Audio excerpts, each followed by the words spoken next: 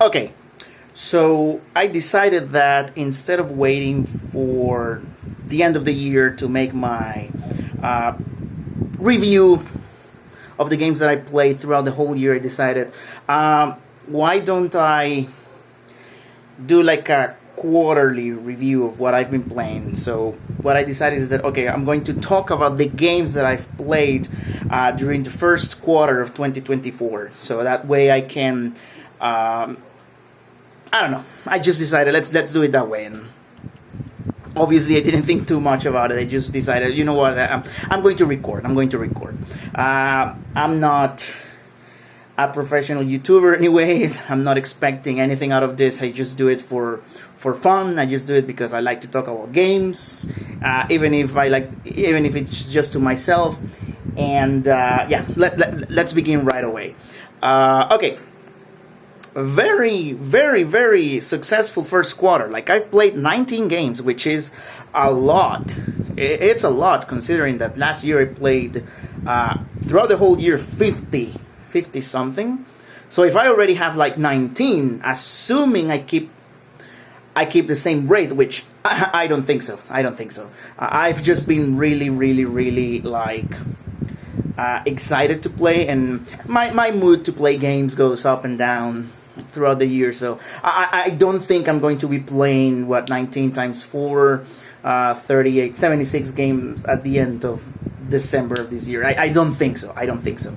At least I hope I don't do that. I mean, for my own sanity, for my own well-being. Or maybe I will. Who knows? Whatever, let's begin. I'm going to start with the PlayStation 3. I'm going to start with the PlayStation 3. So last year I started my journey of replaying the Assassin's Creed games. And so last year I played Assassin's Creed 1, 2, Brotherhood, Revelations, and Assassin's Creed 3. So naturally, this year I started with Assassin's Creed Black Flag. Assassin's Creed 4 Black Flag.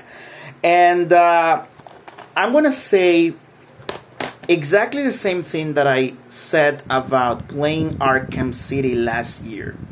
It is incredibly refreshing, or rather, it is incredibly satisfying to play a game that you remember being so fucking cool and being proven right. Being shown that your memories are accurate, that the game, yes, it is that damn good. This game is freaking amazing, and honestly, I think I can confidently say that this game, alongside Assassin's Creed Revelations, those two are my favorites.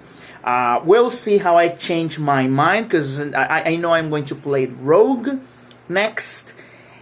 But I don't think, based on memory, obviously, I don't think that the rest of the franchise, the rest of the games in the franchise are going to reach those heights that Revelations and Black Flag. This is a game with fantastic gameplay. This is a game with a very good story.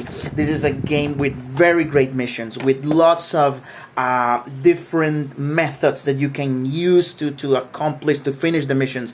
It's a fantastic game. The ship combat is the naval combat, the ship customization. It's just everything about Assassin's Creed Black Flag is fantastic, and there's a reason why 10 years later we're still actually 11 years later we're still praising this freaking game, because it is top notch. This is probably one of the greatest games ever made, and as far as I know, because it's not as if I'm like a pirate naval combat fan. I just like this game. But as far as I know, from what I've seen, no other game that has tried to emulate Assassin's Creed Black Flag has succeeded. Maybe I'm wrong. Like I said, it's not as if I follow this type of game. So, I don't know.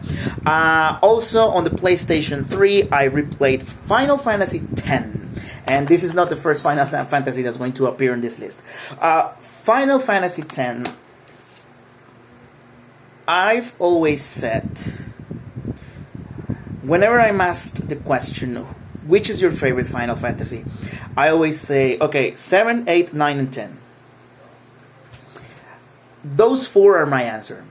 And to me, those four are the pinnacle of Final Fantasy in terms of story, in terms of gameplay, in terms of music, in terms of pretty much everything, characters, characterization, etc. So yes, replaying this game, especially after playing Final Fantasy 16 last year, it was like, yeah, no. Like I said last year when I talked about Final Fantasy 16, I need to learn not to expect new Final Fantasies to top 7, 8, 9, and 10, because I don't think it's going to happen. I hope it happens. Like, I really want the franchise to do that again with me. And by the way, I don't hate the franchise. I'm not saying that I hate the new games, because far from the truth. I love... When it comes to Final Fantasy, you can call me, like... I'm zero objective. I like all the games. Yes, even 13. And... but 7, 8, 9, and 10, there's something about those games. And a very important factor to consider is that I didn't grow up with those games. It's important to notice that, no, I'm not talking from a place of nostalgia. I didn't grow up with those games. I played those games for the first time when I was in college. So no, I'm not using a core childhood memory to attribute way more value to these games compared to the others, because that's not the case. I do that with Chrono Cross. I do that with with Chrono Cross, actually, with the Mega Man games, Mega Man XX, for example. Yes, Mega Man XX is a game that my childhood nostalgia completely embellishes in my mind, even though I understand that the game sucks and it's a design mess. I still love that game. So that's not what's happening here with Final Fantasy X, with 7, with 8, with 9. Timeless story. That's all I'm gonna say. Final Fantasy X is freaking awesome. I think I hate myself, and I did go for the celestial weapons. I promised myself the first time that I did it, like 10 years ago. The first time that I did all the celestial weapons, all the hunts, all the when I beat Penance, when I beat the Dark Aeons, I promised myself never again. Never again. I mean, life's too short. You don't have time to be doing that. You don't have time to be dodging 200 fucking lightning. So no, I promised myself that I wouldn't do that. But I did. Because Kalat Bolg is... I'm not going to say it's easy to get, but it's not as bad. So I got it. And then, because I wanted Anima, I went and got the Yuna side quest with Belgamini. And so I got the Nirvana, and then through monster catching you end up getting Oran's thing. So I ended up saying, like, you know what, fuck it, let's get them.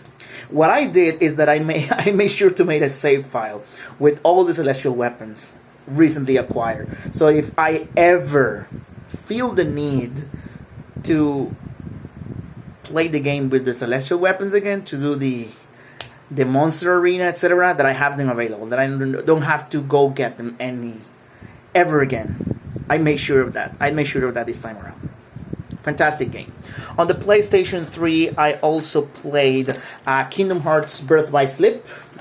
This is a really old copy. This is what, 9 years old, 10 years old, I don't know. Came with a pin. Birth by Sleep. I've been replaying the Kingdom Hearts series slowly but surely. I played Birth by Sleep. It's amazing. Birth by Sleep, you have so many options. There are so many combination of attacks that you can do. You can pretty much customize Ventus, Terra, and Aqua however you like, however you prefer. Birth by Sleep is great. The story is fantastic. I really like the story in Birth by Sleep.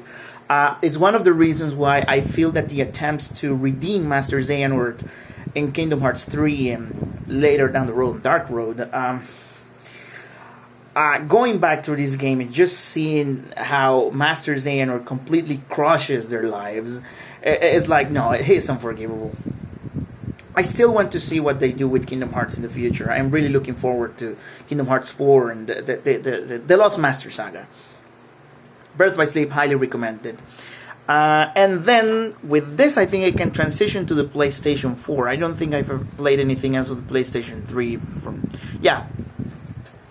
On the PlayStation 4, since I played Birth by Sleep, I decided to go through Fragmentary Passage, which is the very, very short episode that comes in the final chapter prologue. And it's really cool. It's really cool. I failed to mention that Aqua is probably my second favorite character in the Kingdom Hearts franchise, right behind Xigbar. If you know, you know. I'm not gonna spoil it here in case someone doesn't know about Xigbar. But Aqua, I love Aqua, and so really seeing her story in what she went through in the realm of darkness, I really like it. I really like it. Plus, at the time when the game was released, the game was a really cool showing of what Kingdom Hearts 3 was going to be about, and I really like it. I really like it. I love the realm of darkness. I love how you can see the crystallized versions, how the worlds that were consumed by darkness were becoming crystals, memories. Like just like Xion. I love Kingdom Hearts. Yeah, I love Kingdom Hearts. I also played on PlayStation 4. I think that's it for the PlayStation 4, actually. Yeah, that's all I've played on PlayStation 4. Okay, moving on. In that case, moving on. No, actually, no, that's not true. I'm seeing here my list. I played, for the very first time in my life, Castlevania Symphony of the Night. Holy crap. It's one of those moments when I knew about the game. I didn't go blind. I knew that there was a second castle, an inverted castle. I wasn't completely ignorant about the game when I first went in. I just never got around to play it. That's all there is to it. And it was cheap on the PlayStation Store. I paid like $4 for the Chronicles collection, I want to say, the one that has Rondo of Blood. Whatever. And I decided to play Symphony of the Night, and yes, okay, internet, okay, people, I see it. This is a legendary game for a reason. Like I said, first time playing it, not talking from a place of nostalgia. This is one of the best designed games I've ever seen. The fact that they took the castle and they did this, basically. And it works. That's not an accident. There's no way there's an accident. They had to sit down and really think about the layout of every single room, thinking that this has to work both ways.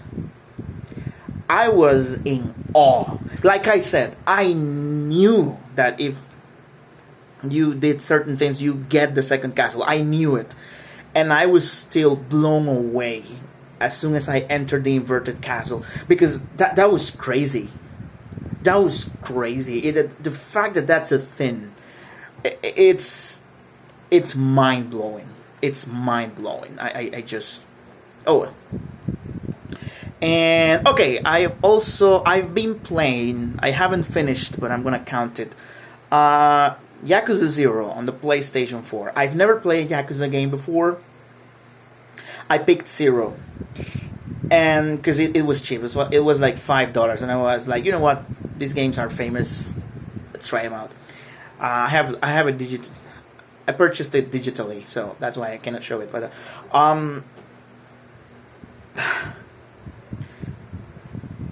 for every single thing that I love about the game, that I'm really enjoying, there's another aspect that I equally hate. It's like, oh my god. And some of the design choices are baffling to me. Especially because that's a 2015 game. That's a game, again, 2015, that's a relatively recent game. A game that came out in what you would call a modern era of gaming. And so the fact that some of its design choices feel so outdated, and most importantly, annoying. Here's an example. If you are in a shop, in any freaking game, in any game ever, You go to a shop, even games on the NES. You buy a potion, you pay, and you say, okay, I'm going to buy a potion. You go, you buy it, you pay for it. And then you see, I don't know, there's a Phoenix down. Let's say you're playing Final Fantasy. There's a Phoenix down there, and you're like, okay, I need that. So you immediately, after buying the potion, you scroll down and you buy the Phoenix down.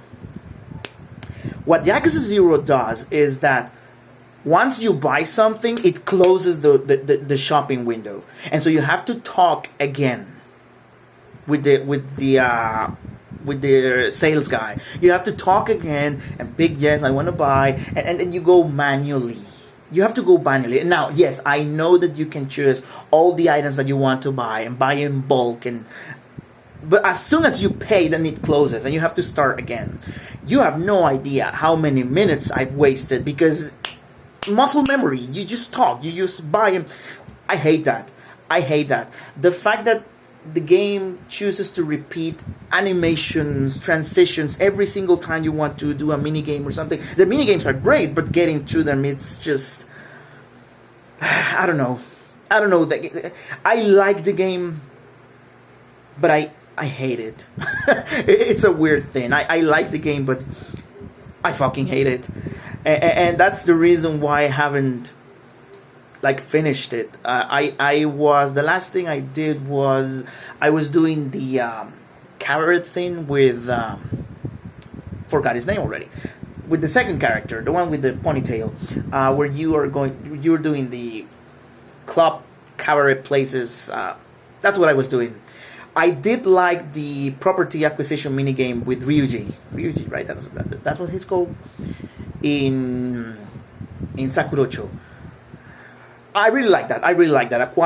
Buying property, acquiring the different districts, and gaining more money. I like that type of game. It reminds me of Assassin's Creed 2 and Assassin's Creed Brotherhood.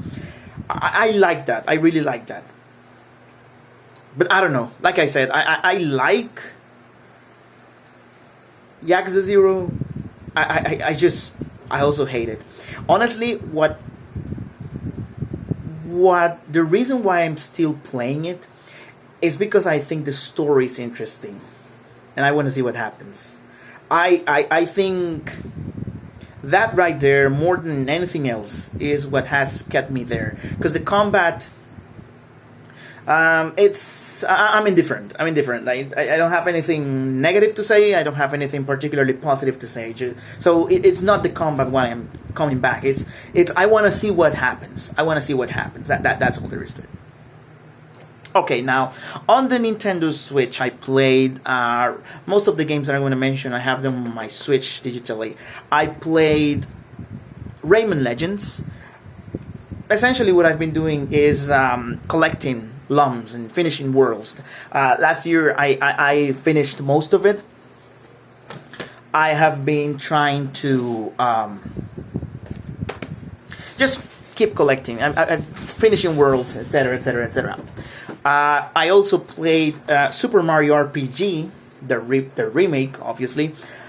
Really, really nice game. It's not difficult. It's a game that you can finish in, 15 hours, 20 hours, depending on how much side content you decide to engage with. It's really nice. It's a really nice game. This is one of those games that I purchased because, to me, it's I feel it's an important piece in gaming history. When Squaresoft in the 90s decided to partner up with Nintendo, so the two juggernauts making one game, and it's a nice game. It's a really nice game. I like the visuals, I like the music, I like the option to play the original soundtrack or the new soundtrack. Nice game, and surprisingly nice story for a Mario game, right? I really liked it. I can see myself replaying this game in the future. I didn't 100% complete the game. I know that I'm missing some boxes and some treasure chests. But I really liked it. The combat, again, easy, but at the same time it has a degree of skill with the timing and the very nice game. I really enjoyed it. I know that at some point in the past I emulated, and yes, I said emulated, the original version, but at the time I got distracted with other games and I didn't finish. So for me, this was a great opportunity to finally play this game. Really, really nice. I also played the last game in the compilation of Shovel Knight, so I finally got into King of Cards, and surprisingly great game. I enjoyed the card game more than I thought I would. When I saw it, I immediately had terrible flashbacks to the Triple Triad game in Final Fantasy VIII. But though I can see the similarities, it has enough differences in it that it's very enjoyable. I didn't collect all the cards, but I think I did challenge all the players. I did most of the content. It's a very nice game. Definitely now I can say that Spectre Knight's my favorite, and then after that I think I'm going to place King of Cards. Very, very closely I would then place Shovel Knight, and right at the bottom Plague Knight. Plague Knight, I can say that it's the one that, while objectively also very good, I just didn't enjoy it as much. But yeah, these 4 games are just... Any complaints that I have are mostly, I'll be honest, skill-based. Yeah, I suck. But the games are fantastic. You can see that really, really passion, dedication, care went into the design, the creation of these games, and I really appreciate that. I can also see myself replaying these games because they're really fun. They're really nice. So really, really great. I also played... Oh yes, I finally got the Pixel remasters on the Nintendo Switch, and so I replayed Final Fantasy 1 and Final Fantasy 2, and for the first time I played Final Fantasy 3. So let's go over the list. Final Fantasy 1, I think the music, the remastered soundtrack, really, really added to my enjoyment of the game this time around. Last time I played Final Fantasy 1, I want to say it was like, 10 years ago? 12 years ago at this point, and I didn't hate the game. I liked the game. It's a Final Fantasy. Like I said before, I'm a fanboy for Final Fantasy. It just wasn't one of my favorites. This time around, I can say that the added elements, the fact that you can speed up battles, auto battle, the manipulation of resources. I always played with 4 times Gil. I don't care. It helps with the grinding, to be honest. No experience. I don't use that for the experiencing. You can turn off the encounter, so that really helps because then you can choose one spot and you can grind there, and then you can just continue with the story. I really like it. I like what they did with the. I like the it feels very fantastic. I don't know how to put it, but I really liked it. I also, having recently played Stranger of Paradise for the first time, I really liked to notice that there's a connection, that there really is a connection, that they didn't just retcon. Well, no, they did retcon with the story in Stranger of Paradise, but there are little hints here and there throughout Final Fantasy 1 where it makes not perfect sense, but some sense. And I really enjoyed that. Final Fantasy 2. Here's a controversial thing. Final Fantasy 2, similar to Mega Man X6. Final Fantasy 2 was my first Final Fantasy. And so because of that, even though I understand and I can see how and why another person would absolutely hate this game, I can't help but love it because it was the first Final Fantasy that I got. I played it. I got the Final Fantasy Anthology Origins. Final Fantasy Origins on the PlayStation 1 many years ago. I was like 13 years old when I got it. And For some reason, don't ask me why, because to this day I still don't understand really why. Instead of playing Final Fantasy 1, I played Final Fantasy 2 first. And so I think, in my mind, I think that what caught my attention was the art of the Emperor. The Amanos artwork of the Emperor. Something about it caught my attention. That's why I chose Final Fantasy 2 first. I love the story. I like how dark it is. The characters, they're more like a template, I would say. They're not particularly, you would call, like fully fleshed out characters, but at least they tried, and you could see the effort, the intention to move from player avatars to actual characters. So even though there's not a lot there, you can see the beginnings, right? Interesting that they went back on that with Final Fantasy 3. So I really like Final Fantasy 2. And yes, I was boosting my experience and my attribute gaining through the options in the Pixel Remaster, because no way I was going to grind for the levels in magic and strength and HP and MP, and no, I wasn't going to do that. And honestly, having those options in the Pixel Remaster version make me appreciate the game more, because it makes it more bearable. That's the thing that right there. It makes playing Final Fantasy 2 way more bearable. You can focus on the story and just grind a little, not as much as you had to do before. So I really liked it. And then Final Fantasy 3. Like I said, this is my first time playing Final Fantasy 3, and I'm really, really surprised. Now, I'm going to admit, I've never been a fan of job systems. I don't know why. I prefer when... I think it's because it makes characters with a set role, it gives them more personality. In my mind, obviously. I'm not saying that that's the case in general, but in my mind, Freya from Final Fantasy 9 is more memorable because you know she's the Dragoon. And because I feel they designed her personality and her personal traits based on that. I don't know. That's how I interpret it. So when I see a job system, to me it's like, I don't know. Plus, I think it makes the game way more grindy than it should be. Obviously, with the options, that problem is mitigated. So I had a much better experience with the game than I otherwise would have.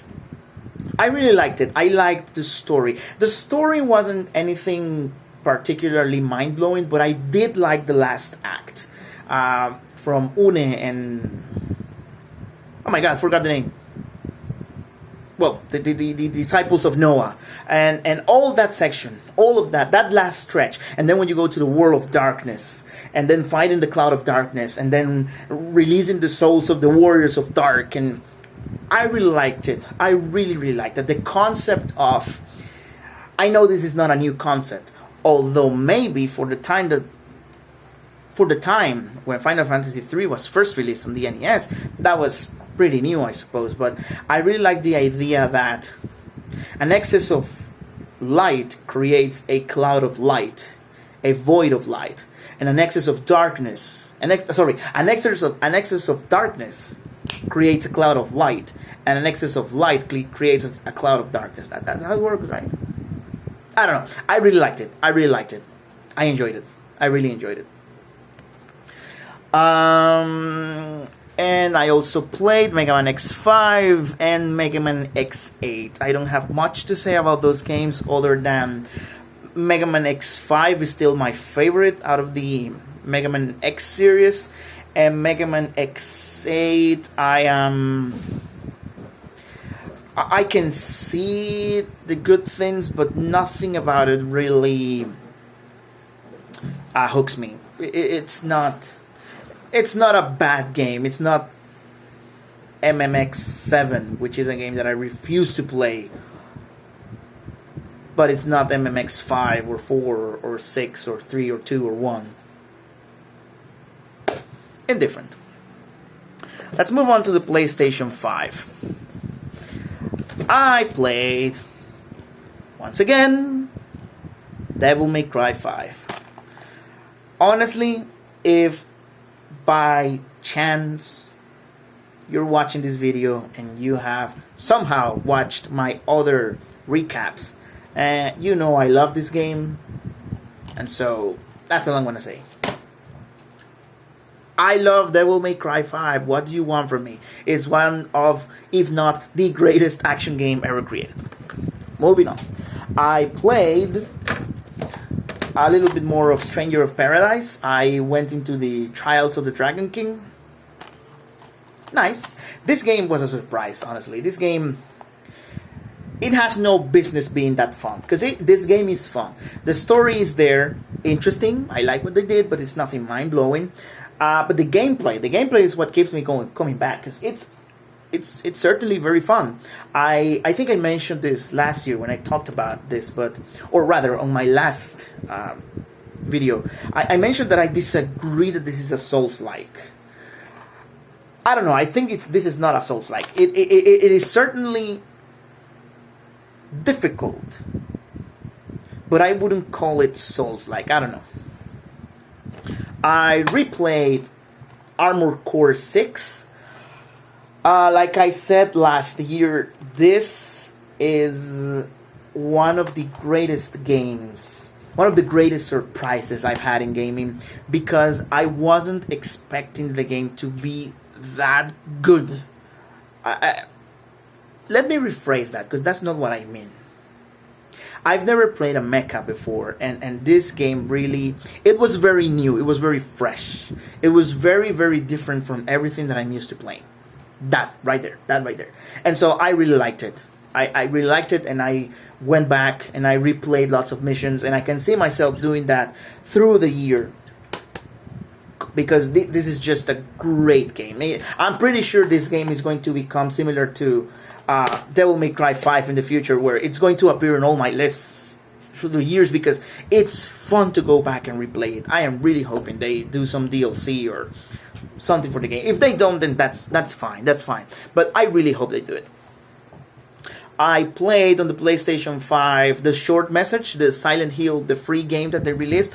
Now, this was my first Silent Hill game, so I am not going to compare it to Silent Hill 2 or the good ones, as I've heard people say. All I'm going to say is that as a first-time player of the franchise, I think it was nice. I really like what they did. Also, it's a free game. I'm not going to complain too much about a game that I didn't pay anything for. So I liked it. I think it was atmospheric enough. It has and it has a nice story. Too on the nose for some people. I think it was fine. I thought it was fine. And then, let me see. Yes. This brings me to the final game on this list. Okay, so let me preface this by reminding you that Final Fantasy 7, 8, 9, and 10 are my favorite Final Fantasy. Now, when it comes to Final Fantasy 7, for years I've been thinking about how I really felt about Final Fantasy 7 in particular. Because I love the game.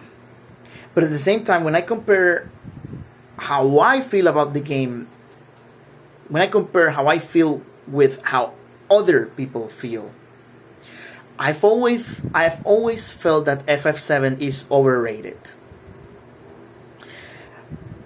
I've been thinking too much about which words I should use, because initially I thought I like it but I don't love it, and then I was no, I love this game.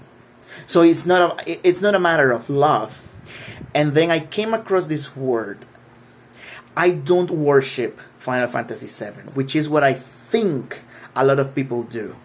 It's not about love, it's that people worship Final Fantasy VII. And so that's the first thing to keep in mind. I think I also resent Final Fantasy VII a little bit because I think that the popularity of Final Fantasy VII eclipses the rest of the franchise.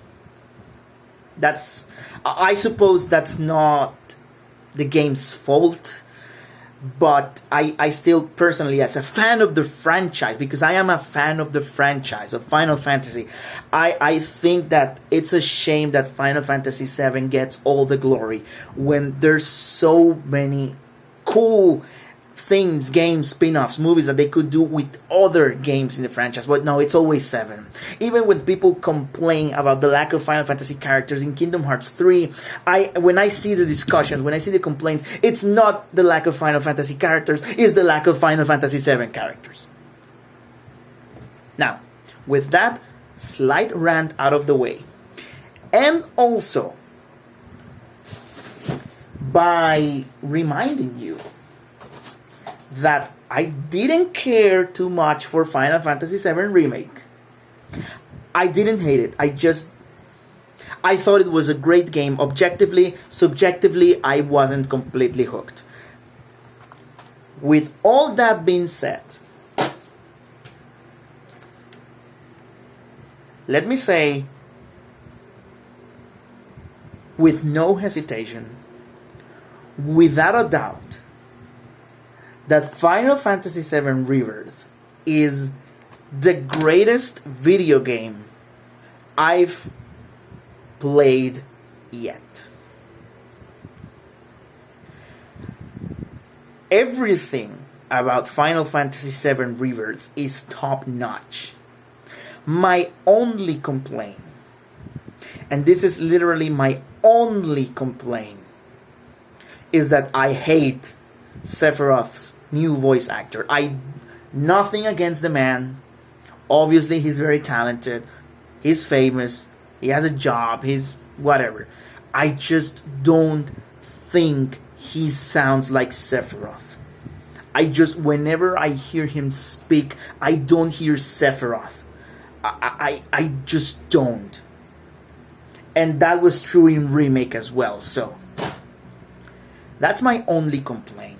And some other very slight nitpicks, like climbing. When you're climbing, it could be faster, and certain animations, they could be faster, or having a cushion for the chocobo stops. But those are little nitpicks. That's nothing. My one real complaint is Sephiroth's voice actor. And guess what? That's solved if I play in Japanese, which is what I'm going to do when I do my hard playthrough. I am in awe of the sheer magnificence that this game displays every single second. Like, I imagine that a lot of people that are playing this series of games, Remake and Rebirth, I'm going to assume that a high percentage of those players have not played the original. So when you've played the original, and remember, I love FF7, I don't worship it. It's not a childhood game. It's one of my favorites. When you remember that Calm, the city of Calm is just a stop. To have Cloud tell the backstory of Sephiroth and what happened in Nibelheim. To see what they did out of one stop. To see what they did with a city that you wouldn't spend 5 minutes, not even 3 minutes. The bulk of that section in the original game is just having Cloud tell the rest of the gang what happened. You don't dwell there. And yet they created one of the greatest towns ever. It's alive. And that's just Calm. Then you freaking go to the grasslands and oh my god. I have no words to describe how incredibly freaking amazing Final Fantasy VII Rebirth is.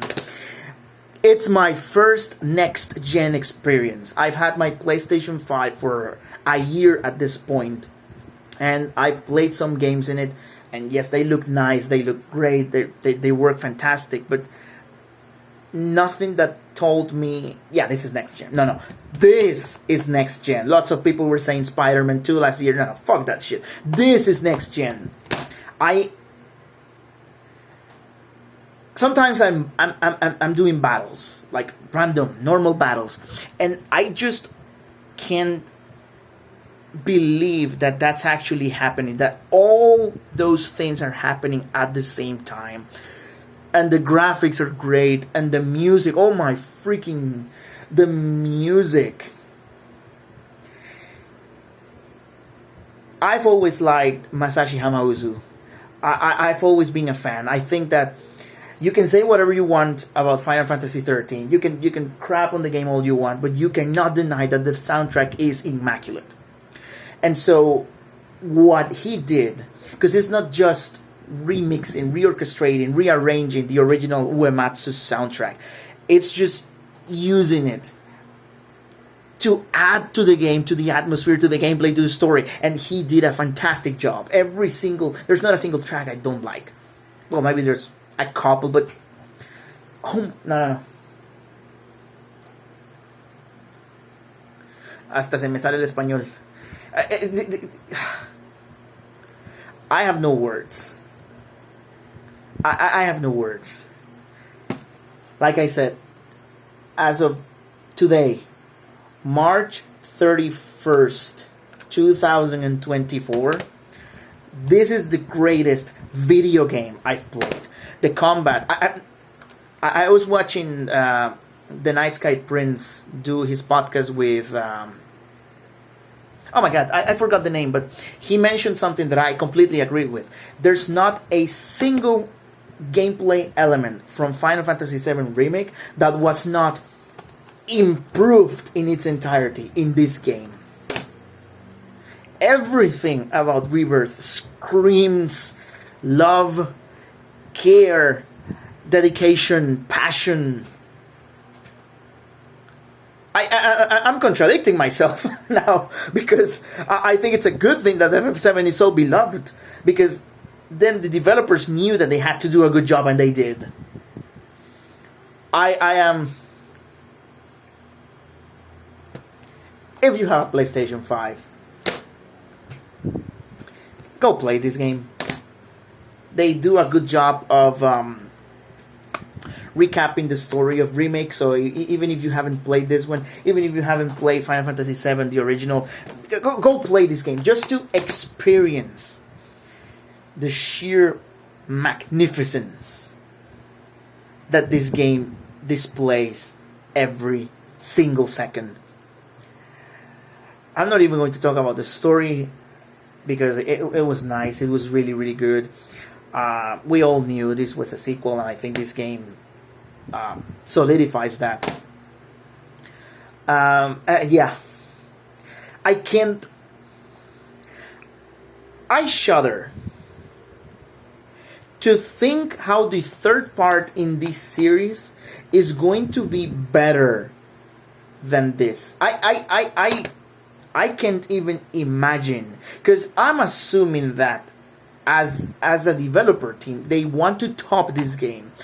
I shudder to think how they're going to accomplish that. Holy shit, the mini games, the chocobo races, the space cadet shooting thing, the brawler, the Coliseum, the Red 13 ball fruit thingy, the freaking Yugi, oh my god, the card game, the Queen's Blood, it's so fun.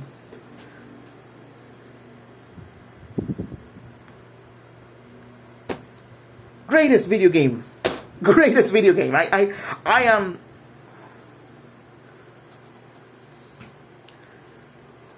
That's all I'm gonna say. If for some reason you stumbled upon this video, thank you very much for watching. I hope you enjoy the fanboyisms of this random guy on the internet. And maybe I'll see you later.